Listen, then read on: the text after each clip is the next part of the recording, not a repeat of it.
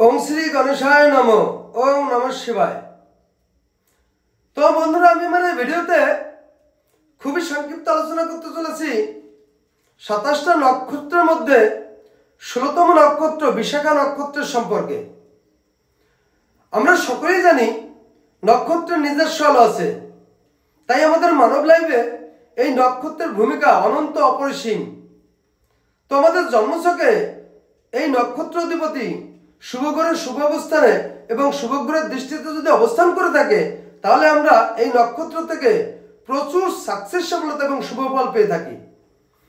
किन्तु कोनो जात व्यक्तिर जन्मछके एई विशाखा नक्षत्र यदि अशुभ ग्रह अशुभ अवस्थाने एवं अशुभ ग्रह दृष्टिते अवस्थान करे थाके ताहले आमरा एई नक्षत्र थेके प्रचुर असक्सेस असफलता एवं नाना रकम अशुभ फल पेये थाकी।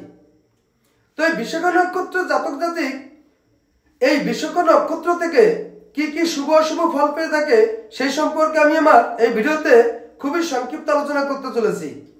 তো এই বিশাখা নক্ষত্রের জাতক জাতিক এরা সাধারণত খুবই দক্ষ এবং সূক্ষ্ম ব্যক্তি হয়ে থাকে।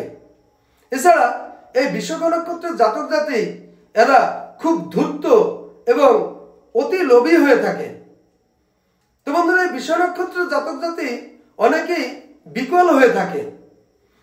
এছাড়া এরা প্রভূত ধন সম্পত্তির মালিক হয়ে থাকে। তো এই বিশাখা নক্ষত্রের জাতক জাতিক এরা খুব রাগের সাহস পাওয়ারফুলি এবং বিবাদ প্রিয় হয়ে থাকে। তো বন্ধুরা এই বিশাখা নক্ষত্রের জাতক জাতিক এরা ধার্মিক কর্মী এবং এরা খুব ভ্রমণশীল হয়ে থাকে। এই বিশাখা নক্ষত্রের জাতক জাতিক এরা লাইফে সার্বিক দিক থেকে সাকসেস সফলতা পাওয়ার জন্য প্রচুর কায়িক পরিশ্রম করে থাকে। তো বন্ধুরা এই ছিল বিশাখা নক্ষত্র সম্পর্কে সংক্ষিপ্ত আলোচনা। নমস্কার।